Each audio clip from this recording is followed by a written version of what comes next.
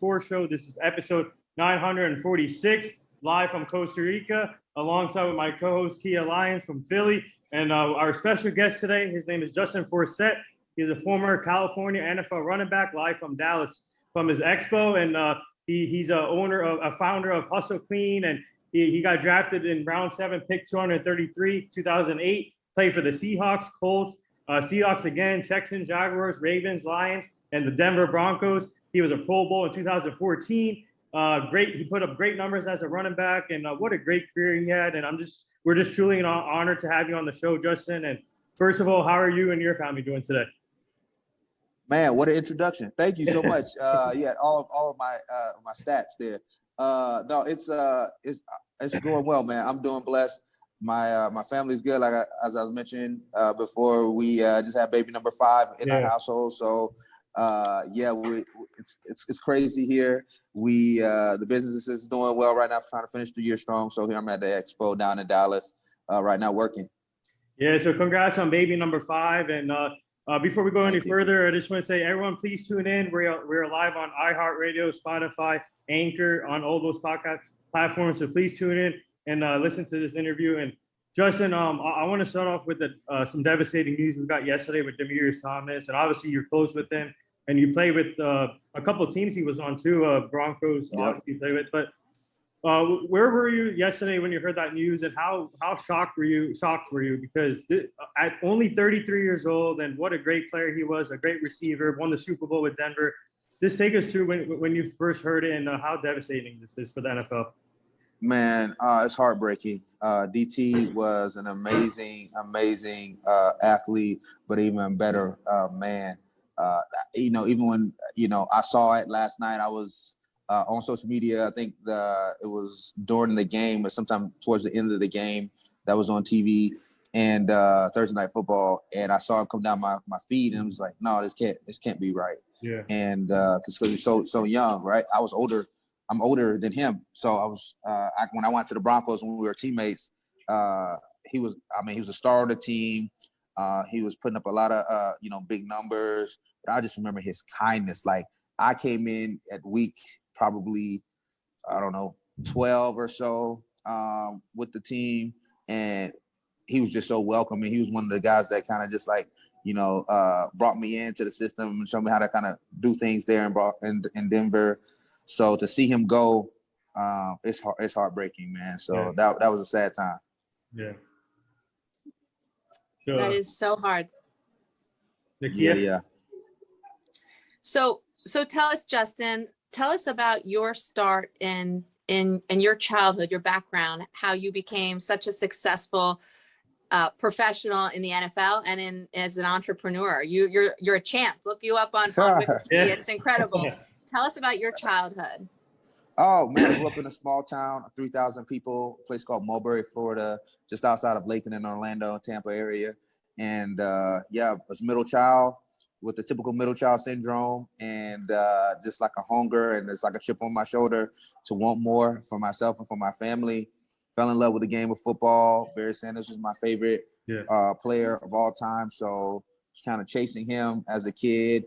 And became my vehicle. Ended up moving to Texas my junior year of high school.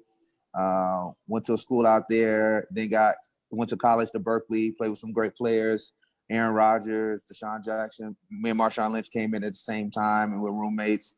And he went on and got So he went on and got drafted after year 3, and it's after his junior year. And I was a starting running back my senior year, and one step closer to my dream. Ended up getting drafted, pick 233 with the Seattle Seahawks, and bounced around a little bit as a journeyman and kind of made my mark in Baltimore. But it was an incredible journey. A lot of it due to my faith, but also just commitment to excelling at what I could control, my effort, my attitude, and preparation. Hey, that's amazing. I have 1,800 questions from all that. I try to squeeze it all into the fit. Yes, and you had so much success, like on November 22nd, Thanksgiving breakthroughs. Oh yeah, that's so special. Oh, thank you. Very cool. It's been like I said, I'm feel so blessed and grateful to have all the successes I've had, the family that I have. Even every morning that I just start with every morning with 20 things that I'm grateful for. And I just have so much gratitude in my heart. And I try to live that way and share with others. I love that. I start the mornings with prayer too. And I love, Nathan was telling me that you do verses every night, and your dad was a minister, I saw. So that's special. Yeah. Grew up in a household of faith and a family, and was blessed to have it. And I do the same thing with my family now. It's important to me, it's priority. So I want to make sure that I'm making an impact in people's lives while I'm here on earth. Losing a friend like DT just kind of continues to put things in perspective. This last couple of years, I've lost some teammates, and you just never know when it's your time. And so while I have it, I want to make the most of it and die empty. Yeah. Well, I am so sorry for your loss. He's a light, and you're a saint by being a father of 5 already. That's incredible. Thank you. Yeah. So I'm my prayers are with you, and obviously DT was like I said, a great teammate, great player, and this episode will be dedicated to him for sure. Dope. Yeah. So I want to ask you about, obviously you were born in Florida, but you moved to Texas for high school, and that's where you got to run track and field. And what was that like for you? While playing football, you got to run track, and did that help you with your football skills? For sure. I play every sport. I play baseball in high school, basketball, football, ran track, and track was something that I had to lean into. When I dropped baseball towards my end of my high school career, it's because I wanted to get faster. I knew, speed was important to help me as a football player. I knew I wasn't going to be a baseball player. I wasn't going to go to the big leagues or anything. So just specializing in and focusing on, how can I become a better football player, and track kind of helped me. And I'm doing it right now with my kids. Like, I'm trying to get them in the track and doing workouts with them because I see it's important just for all sports. Absolutely. That mindset, it really focuses the mindset when you do different sports and different aspects. Did your parents encourage that? Yeah. We never, this is new age stuff where kids are specializing in one sport and have personal trainer for one sport early on at 8 years old. Like we didn't do that. Like I think cross training is the best way to do it. You look at the stats on people that go in the first round, especially in football, like they play multiple sports. It wasn't just, pigeonholed or boxed into one thing. Those things the reason why I was a really good receiver, had hands out of the backfield, is because my hand-eye coordination that I got from baseball. Mm-hmm. Like being able to hit the baseball, spot the ball, being able to track it down from the outfield, all those things helped me to become a better football player. Yeah, so obviously, if you there's been other players that did track and football like really goal. So, for example, did you get any advice from those type of players where they played multiple sports like track, field? Did you get any advice from them? Yeah, so everybody, like every football player, you try to run track, be a skill guy. So there is that connection there. Like we want to be speed kills. So the better you are at it, the faster you are, the better you'll be at football. So that is passed down from generations of athletes that have come before us. So during your high school career, you had 63 touchdowns, 5,000 rushing yards, and what was your high school career like, and what did you learn from it? Yeah, serious B stats. Like whole career. Still. Yeah, no. They so the last 2 years there in Texas were really good. 2 state championships, a lot of records that I have there, and it was really good, man. I knew I had the skill, and I knew I had the work ethic to go out and have success, and I trained like no other. Like when people were going out partying and drinking in high school, I was at home doing 1,000 push-ups and sit-ups a night, because I heard of a guy named Herschel Walker that didn't have weights. I knew it. That's awesome. He didn't have weights. I didn't have weights, so that's what I did. So I wanted more for myself. Like we had some hard times as a family, and I was determined not to allow that to happen to my future family. So I was going to do whatever it took. That's amazing. I almost broke my hand on giving Herschel like a little hey, one time, and I was like, oh my gosh, literally like solid like a rock. Did your parents, one of the continuing threads that we learned from different champs like yourself is that they watched their own film. as coming up when you were younger? Did your family video you or like have like that home video that you were able to watch, or did you just like feel, learn by feeling and just by repetition in all the different sports? Yeah, I mean, we had film and Pop Warner, Lily. It was just more about just feel like some things did come natural to me, just like the feeling, like, you know, making people miss and just with the football in my hand. Yeah. Then there's some other things that I had to learn along the way, but definitely a lot of work and repetition helped me.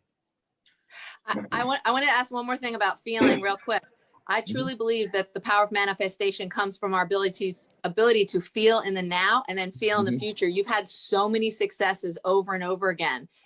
Did you have anything like when you did the Armed Forces Bowl, like how did that feel? And did you base each next accomplishment off of just like this feeling that you just wanted to keep winning because you continuously win? Man, it's crazy because I feel like there's this a balance between me chasing a dream and then me running from a nightmare. So I know there were some hard times with me and my family at one point living out of a motel at the edge of town. And, you know, I knew that I just wanted more stability for myself and for my family. So I knew what I was chasing and I knew what I didn't want to go back to. Right. So it was just kind of those two pressures on both sides of me. It's like pushing me to go forward. So those things were great. And those things were like milestones that I wanted to hit. Like I wanted to go to high school and I wanted to get a scholarship offer and I wanted to go to college and I wanted to put myself in a position to get drafted. And I want to get drafted and I want to get a big contract. And those things were like pushing me every step of the way. And I wanted to have impact like in people's lives. And I want to be able to change, you know, my family dynamic and my community's dynamic. So those things were factors that really pushed me. And those were like kind of moments that resonate with me. Yeah, that's amazing. You're a total success for it. Yeah, what amazing. That's really amazing. And I want to tell our fans about the college recruitment process. And one thing I found interesting that Notre Dame pulled their offer last second. So I don't know what happened to that process back there, but obviously you got an offer with California college. And what was that like accepting the offer to Cal? Yeah, it was amazing, man. You know, hard times, you know, even think about it now, it is going back to that moment when I was just devastated because, you know, getting a scholarship offer from Notre Dame, thinking I was going to go there, excited, family's excited. And then a week before signing day, getting called and told they didn't need me anymore. As a 17-year-old kid, I remember just going to my basement and crying my eyes out and just praying to God, just trying to figure out like, God, what else do I need to do? Like I've done all the work. I'm having success on the field. I'm working hard. I'm training. I'm being disciplined and committed. And everybody else seems to be getting those things that I want, those scholarship offers and the things that I desire. And I just remember getting up off my feet and just remember like, man, don't lean on my own understanding. Trust God. You know, those things. It was Proverbs 3:5-6 was the verse that really spoke to me during that moment. And I just knew I had to excel at what I could control. I couldn't worry about like them rejecting me. It was about what the work that I could do until something happened, until my breakthrough happened. And then a few months down the road, end up, you know, a scholarship opportunity opened up with Cal. Because at that time when I got rejected, everybody had to get their scholarships was given away. So, you know, there wasn't, you know, tons of offers out there or availability for scholarships. So somebody got hurt at spring practice. I didn't sign until after spring practice. So somebody got hurt at spring practice and the scholarship opened up at Cal and they offered me a scholarship. And it was amazing feeling. That verse just popped up to me yesterday. I'm going to send you a video. I mean, not a video. It's like a still shot I just took of it. That's why I was so excited that verse. It's so powerful. That's your verse? That's my verse. That's awesome. Don't lean on your own understanding.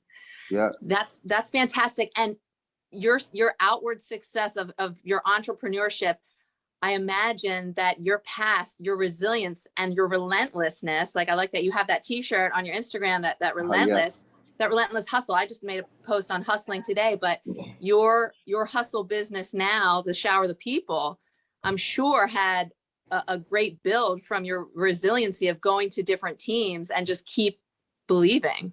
Yeah. It was kind of, you know, entrepreneurship is hard, right? It is difficult. It is challenging and it's consistent.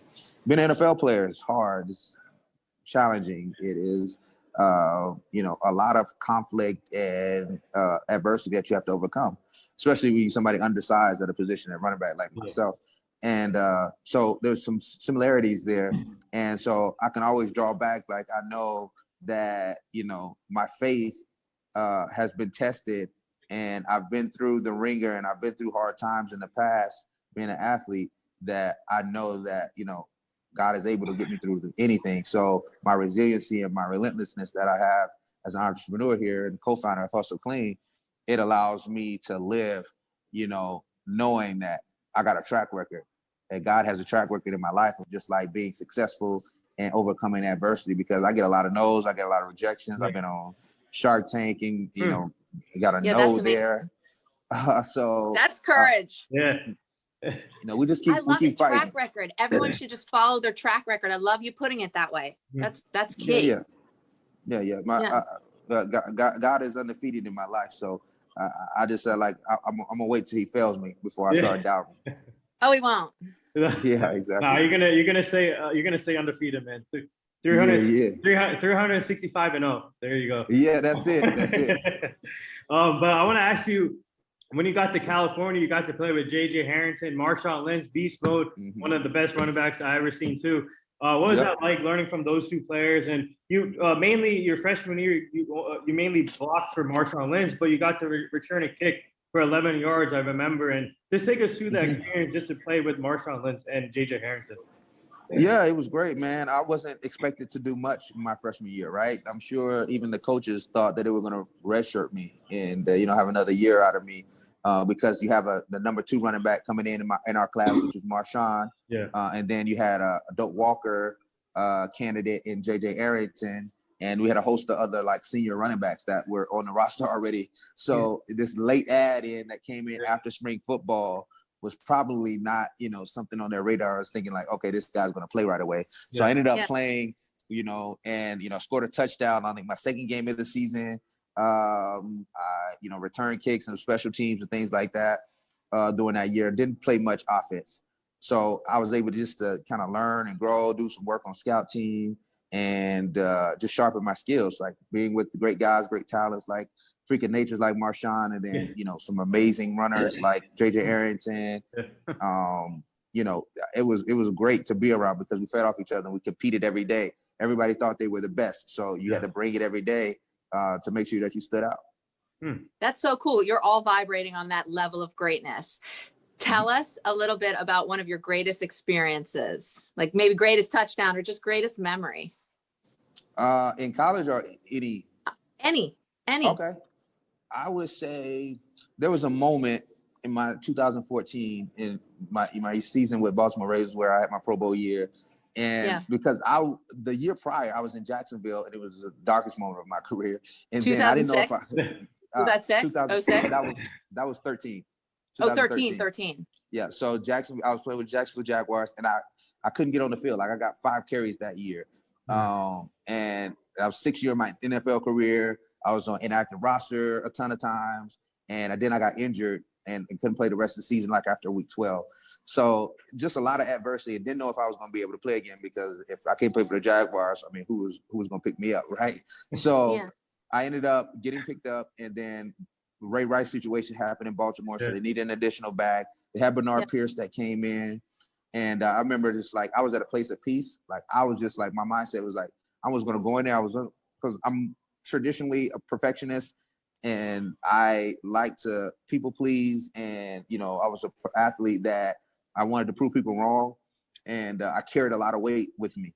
But this season, I went into it not knowing, because I was like, God, if you give me another chance, I'm gonna make sure not only I'm gonna, do everything I can to be a great running back, an all-pro running back, but I'm gonna be an all-pro husband. I'm gonna be an all-pro dad. I'm gonna be an all-pro locker mate, like teammate. Like, I want to have impact in every aspect. In whether I fumble in a day or I miss a catch or anything, I was just gonna make sure I'm honoring God and I'm all that I was doing. So I ended up getting thrust into the lineup. Fast forward the story, thrust into the lineup and started playing well. Ended up starting after week 3, and it was around maybe week 12. I can't remember what it was. It was because Steve Smith was on our team at the time. And we played the Panthers that year. And I remember going into that game, and just in that game, it just like hit me. And it was almost brought myself to tears when I was on that sideline during that game, because I'm doing well in the game, right? We see off to a hot start, we're scoring touchdowns, and I'm a big part of it. And I think maybe I had close to 100 or over 100 yards that game. And in the middle of it, I'm just like in like this surreal moment of us, like, man, look how, like, how did I get here? Like, God, like I couldn't have written this story.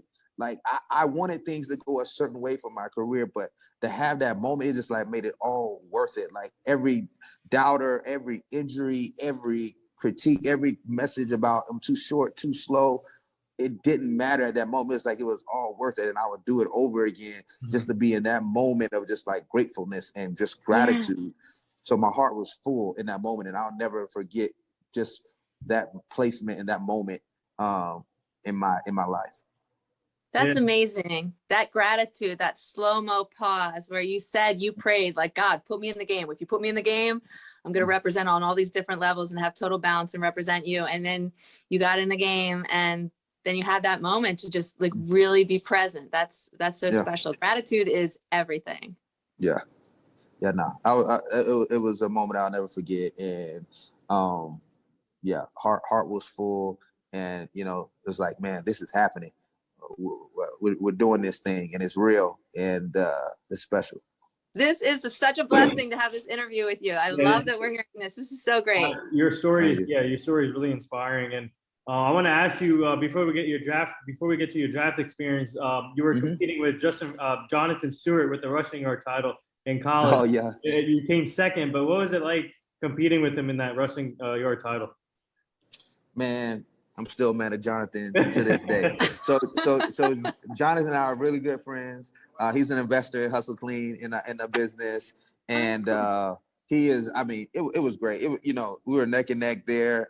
He is a credible running back in a long career in the NFL as well. But yeah, him in Oregon, we had some really good battles. One another. I was always checking in on his stats, and then we also ran track at college against each other. So it was it was a dope experience. It was a good time.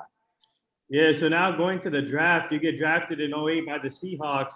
But this is interesting because in 2008 you went to the Seahawks, and then you went to the Colts, and then you went back to the Seahawks in the whole 1 year. So what was that process like? Tell us about that process. And then you end up spending 3 seasons with the Seahawks. Yeah. No, it was crazy because, I get drafted, and then I get in a situation where they just got picked up 2 running backs in free agency. They had Maurice Morris that was there. That was kind of after Sean Alexander's time, and he was kind of going to be taking the baton and being the lead back. And, you normally only keep 3 running backs on the roster, in the active roster. So I was the 4th running back coming in, 7th round pick. And just, my mindset was like, I'm not going to worry about where I'm at on the depth chart. I'm just going to go in there and make room. I don't care how many running backs they normally keep. Like, I'm going to be the exception to the rule. And that's kind of how I live my life. Like, I don't care what the odds look like. I'm going to go in there and make room and be the exception. So ended up going, had a great preseason, was on the inactive roster week 1. So I made the opening day roster, then got let go because they wanted to place me on practice squad and kind of sneak me through. So like the week after normal cuts, they was trying to sneak me through. And then the coach picked me up because I had a really good preseason and I was already on their radar. And then 4 weeks later, they tried to do the same thing. And it was just like tough for me because in my mind, I got drafted and I made it through opening rosters. I'm thinking, okay, I'm gonna be with the team for the rest of the year at least. And, picking up, buying furniture and renting and breaking leases in Seattle and then going to Indy, getting furniture, getting the lease, then breaking a lease and then going back. Wow. And it was just like, it put me through it a little ringer there, my rookie season.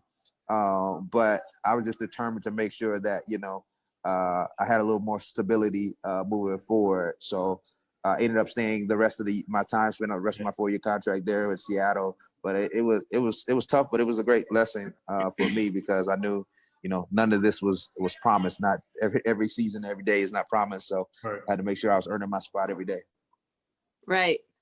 So true. My friend Jermaine says that if the locker room grows, then everything goes. And you seem to be part of the interconnected fellowship. Tell us about your different experiences as you went to different teams regarding fellowship and that camaraderie, that locker room, like keeping it together so that you were a unit and a force on the field and So, success. you know, I was on 7 teams in 9 years, so I got a little experience with being on a lot of different teams and seeing a lot of different things and the cultures of teams and how they were ran and what makes a successful team organization versus what makes them unsuccessful. And it was great to see the ones that were thriving. Like there was such a high level of accountability, and the player ran and player ran teams where the coaches were just there giving direction, but the players were like, make sure everybody was accountable. You had leaders in the locker room. There was a level of excellence and standard that was set that everybody had to meet throughout the week and throughout the season. So teams like Baltimore, teams like Denver, Seattle, like you saw those things that were consistent. And, you know, it was great to be in those teams and fellowship with players and have, you know, being on a lot of different teams. I got to create a lot of different relationships in every, you know, all those cities. So, you know, when I decided to transition out, you know, still having those connections, those bonds, it means a lot. And it's, you know, it's paid dividends. Yeah. So that's amazing. Level of excellence. Yeah. So moving towards your career, obviously fast forwarding, you played for the Texans, Jaguars, but I feel like when you got to the Ravens, that's when your career started to jumpstart. And obviously Baltimore, great franchise to play for. You played with Joe Flacco, Coach John Harbaugh. You made the Super Bowl appearance, but unfortunately you guys lost. But what was it like spending 2 years there with Baltimore? And then I felt like that's where you became the best running back in the game. Yeah. So, you know, I made a Pro Bowl appearance, Pro Bowl. not a Super Bowl. I mean, Pro Bowl, Pro Bowl. That's But yeah, it was amazing. It was amazing time there. Really hit like I said, it was an answer to a lot of prayers because that year before I didn't know if I was going to be able to play the game again. So I was just really grateful for the opportunity, being able to, I think it was 2.5 seasons there. And made a lot of good friends, like, you know, playing with guys like, you know, Terrell Suggs, Steve Smith, Haloti Nada, Marshall Yanni, Joe Flacco, you know, the list goes on, like just some high caliber Hall of Fame type players. So it was dope. Justin, finish this sentence. It all comes back to. Oh, it all comes back to my faith. Like at the core of it, like adversity is inevitable in everybody's life. Like it's gonna happen. I don't care what you're going through. Like even I look at entrepreneurs that, you know, maybe make Forbes 30 under 30, or they have successful like LinkedIn profiles or like articles written about them. Like I know it's like a duck in water, right? I could see even like if things seem smooth from the outside, I know that there's some type of strain or challenge that's going on in somebody's life, whether it's business, personal, whatever it is. Like I know that it's inevitable. But for me, I've always kind of been at even keel because I knew that at the end of the day, I win. Like at the end of the day, that I feel like God has a plan and purpose for my life, and I just need to walk in that and walk in love and impact, like and have that perspective, because all this stuff is fleeting. My wins are fleeting. These Pro Bowls are fleeting. People are going to forget that at some point. You know, I'm not going to be asked to get on podcasts to talk about, you know, sports or even business. You know, these accolades, you know, being in Target or Walmart, all those things are fleeting. And my losses are fleeting. Like the time me talking Notre Dame, like getting rejected by, you know, not making my middle school track team. All those things are fleeting. Like they're going in the wind. Like all those things are going to pass. But what's going to remain is my faith, like, and my impact in the relationships that are better, the lives I'm able to change. Like those things are of substance. Those are going to last. And that all comes back rooted in my faith. Amen. What an answer. Hey, 100%. Like Drake's 100%. song, God's plans, right? God's plan. It's real. So now, obviously, you play with the Lions, but going to Denver, I want to ask about the Broncos experience. Obviously, that's where you were teammates with DT, but what is that like playing for Denver? The high altitude and playing in front of those fans in Denver. Great organization, first class, great teammates, a lot of accountability there. There was a year after the Super Bowl. And, you know, I knew at that point that was going to be my last season and then my last couple of games that I played with them. So I was just enjoying the moment in the end of the season with the team. And it was amazing, man. I love the city of Denver. I thought it was going to be like super cold. I was like, it was going to be like Buffalo, but like it's not that cold. The snow kind of evaporates. Like it's like a beautiful place, great food, great people. So I enjoyed my time there. Had some really great teammates like DT, Aqib Talib, Chris Harris, you name it. It was a lot of great teammates there in the first class organization. So I loved it time. I played with my coach. I went out with me and my coach, Gary Kubiak. He coached his last game there and with me, and I played my last game for him. So he's been a huge impact on my life and my career. So it was really amazing to go out with him. Yeah, so just to follow up there, and obviously in the beginning you talked about DT as a person, but describe to our fans what kind of moments do you have with him or memories on the field that you share with him? Explain like some of the things you share with him on the field. Man, just goofing around, man, on the sideline, talking trash.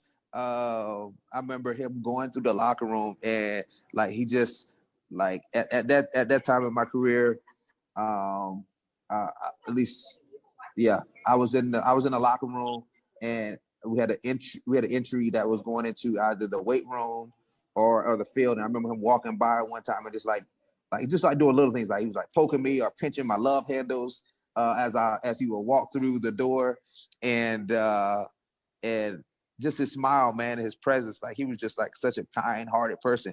There's only a few like athletes like of his stature and his caliber that are like I've met that's like, oh man, this guy's like so down to earth. Like this guy's like you would actually hang out with, outside of him being a superstar. Like, people like Steph Curry, DT, Joe Flacco, Steve Smith, like these are people that are just like real dudes. Like they like what normal everyday people like and enjoyed life and had a zeal for life. And that's what I remember about DT, man. Just my time with him there. Just he just lived with so much joy, and special dude. And you share that same kindness as DT. Tell us about a practice that you practice in addition to prayer that keeps you grounded and kind-hearted. In all this competition, you have this beautiful energy and you share it with gentlemen like him. Tell us about a practice that keeps you grounded.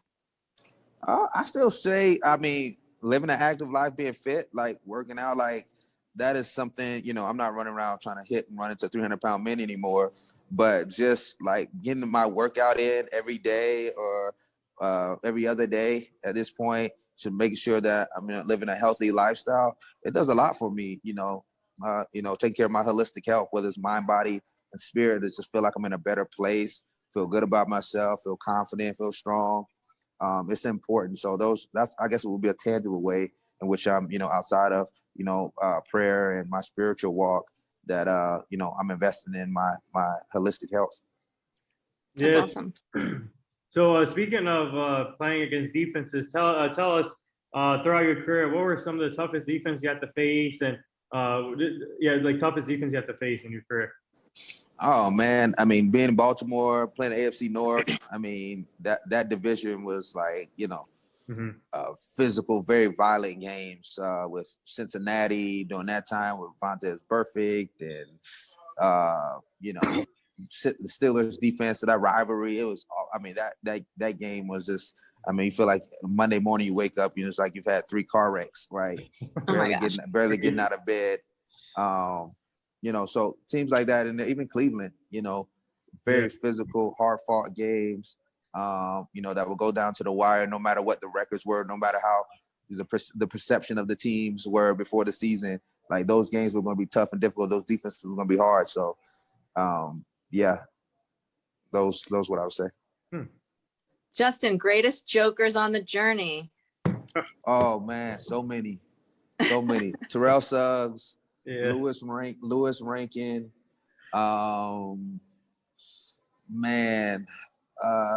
who else I can name in there as far as a jokester? Oh man, I played on a lot of teams. We had some pretty funny guys in the locker room. Give us a funny story. A funny story.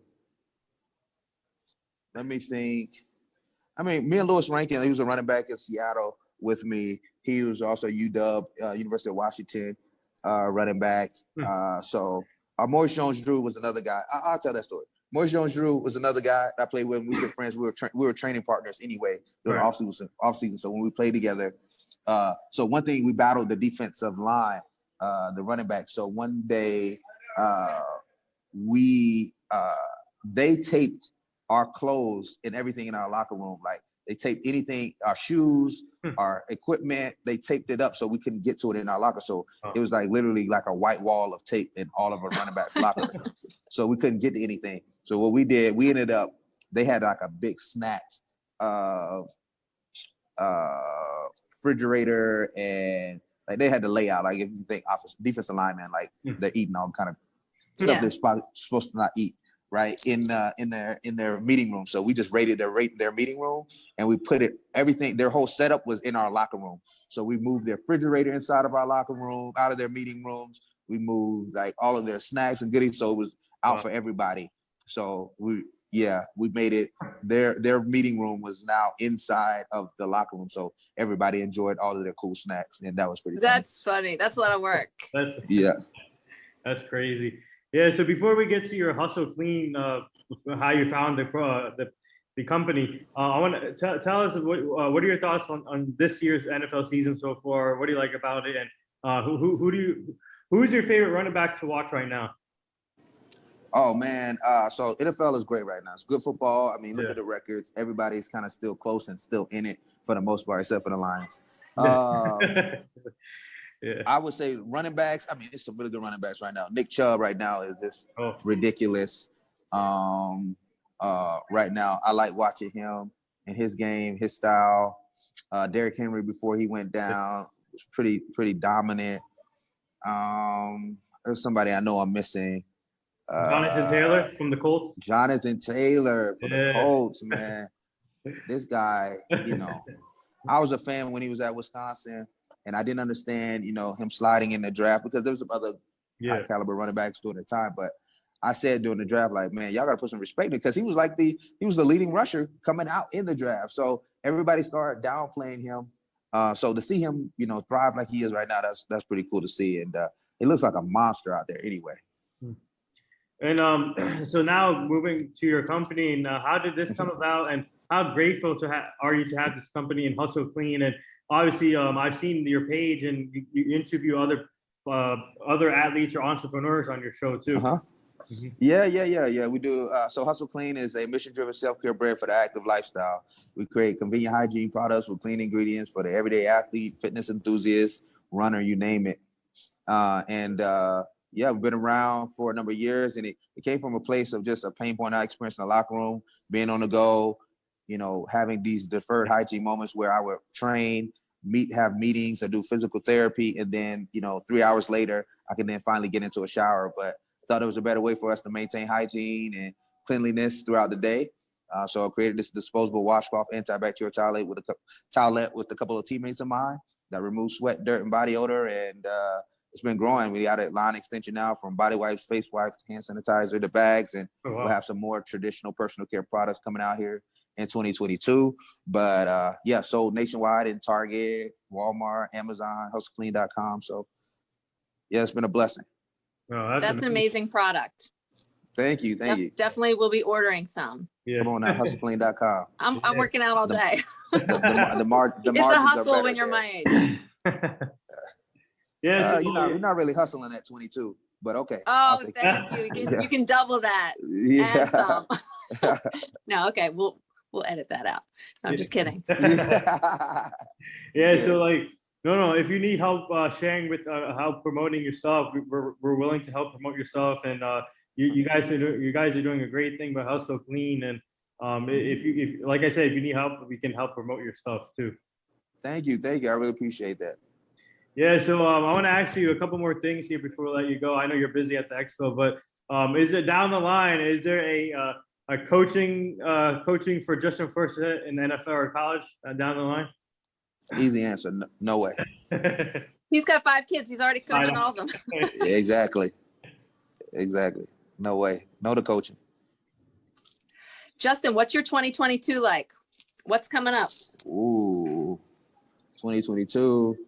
Try to be very active, being outside, doing a lot of expos with the business and doing events.